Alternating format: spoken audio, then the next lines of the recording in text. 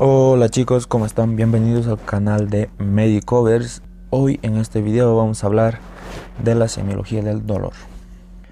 El dolor es uno de los síntomas que se observan con más frecuencia en la práctica clínica.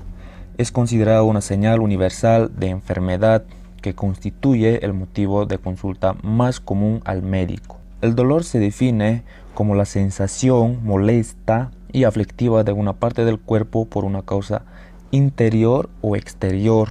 Para el médico, el dolor puede significar una advertencia sobre una agresión que amenaza la integridad orgánica, un síntoma cuyo análisis conduzca a explicar el padecimiento del enfermo o la manifestación dominante de una enfermedad o el objetivo para tratar. Existen múltiples maneras de clasificar al dolor, siendo de mayor valor la basada en un criterio clínico en la organización neuroanatómica del sistema sensitivo. Tenemos según la evolución, según el origen y según el mecanismo de producción. Según la evolución tenemos al dolor agudo y al dolor crónico. Según el origen tenemos el dolor somático y el dolor visceral. Y según el mecanismo de producción tenemos al dolor nociceptivo y al dolor neuropático. Las bases neurofisiológicas del dolor.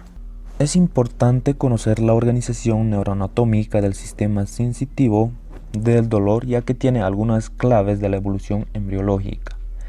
Esto nos permite comprender algunas de las diferencias entre los dolores somáticos, los cuales tienen una localización más o menos precisa, cuya génesis está en estructuras somáticas superficiales como la piel, el tejido celular subcutáneo, o profundas como los huesos, articulaciones y músculos. En contraste, los dolores viscerales, cuya ubicación topográfica es más difusa y por lo tanto es dificultoso reconocer el órgano de donde proceden.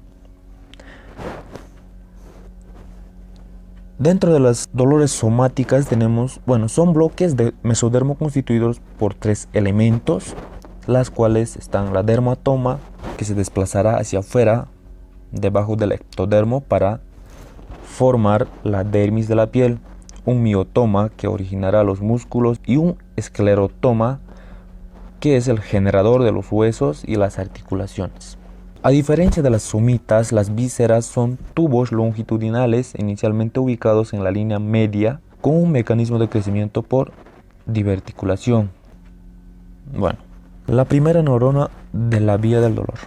Las primeras neuronas de la vía somática, ubicado en los ganglios anexos y las raíces posteriores medulares. Y las primeras neuronas de la vía simpática tienen sus cuerpos multidendríticos en los ganglios de las cadenas laterovertebrales.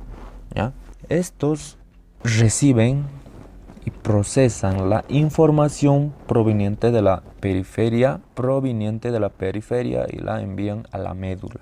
Las neuronas pseudomonopolares envían dos prolongaciones, una centrífuga integrante de los nervios periféricos y que termina en el nociceptor primario, y otra centrípeta que ingresa por la raíz posterior y hace sinapsis con neuronas del asta posterior de la médula. El nervio periférico, en este se encuentran fibras que se clasifican según su grosor, su cubierta de mielina y su velocidad de conducción. Las fibras mielínicas A son de mayor grosor y las de más alta velocidad de conducción. Las fibras mielínicas C son más delgadas y tienen una menor velocidad de conducción.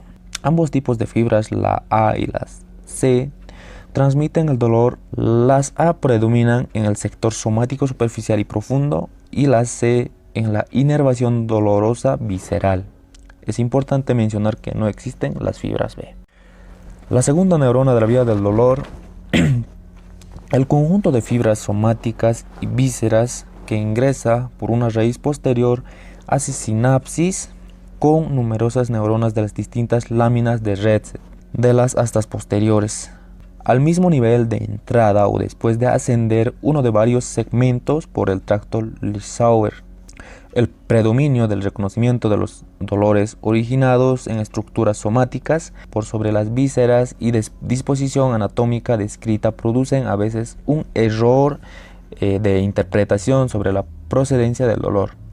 Esta confusión en la base del llamado dolor referido frecuentemente observación clínica. Cuando se produce una lesión periférica, en particular cuando se dañan nervios, se incrementan el número y duración de las aferencias dolorosas en los núcleos de las astas posteriores. Los principales neurotransmisores a este nivel son la sustancia P, el glutamato, la somatostatina, la galanina, factor de crecimiento neural.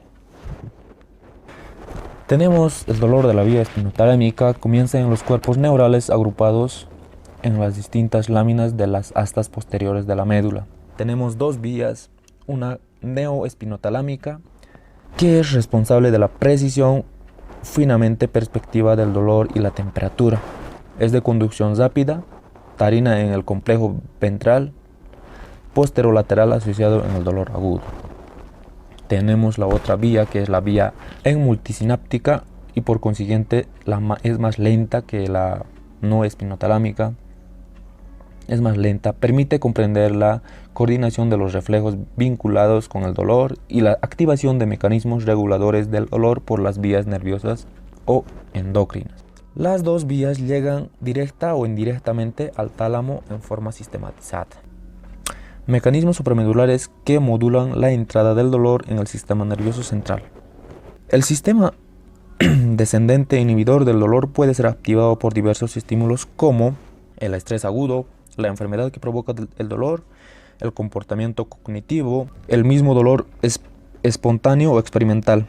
En el laboratorio se ha visto que la estimulación eléctrica de determinadas áreas produce una marcada analgesia, que es la calma del dolor. Estas áreas son la corteza somatosensitiva, el tálamo, el hipotálamo, sobre todo la sustancia gris ventrolateral, cuiductal, periocuiductal, el núcleo ventromedial del bulbo. Además del sistema inhibidor, existe otro sistema descendente facilitador del dolor. Se ha puesto en evidencia que lo estimulan eléctrica o química del núcleo ventromedial del bulbo con integridades menores que las utilizadas para inducir inhibición. Tenemos la clasificación fisiopatológica del dolor. Entre ellos tenemos 4 tipos de dolores, que serían el dolor somático, el dolor visceral, el dolor neuropático y el dolor funcional o psicogénico, de las cuales vamos a ver cada una de ellas en qué consiste o cómo son. Tenemos el dolor somático.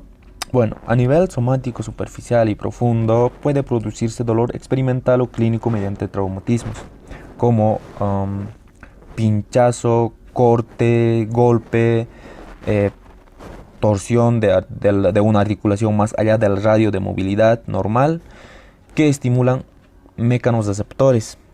¿Ya? La estimulación con temperaturas muy altas, mayores a 55 grados centígrados, despierta dolor por activación de termonociceptores. Vamos con el dolor visceral. El dolor visceral se observa en la práctica de biopsias, endoscopias, cauterizaciones y punciones del aparato digestivo, alto y bajo, del aparato respiratorio, del cuello uterino y de la vejiga. Incluso la destrucción avanzada del pulmón, el hígado o el riñón por neoplasias no envían impulsos dolorosos.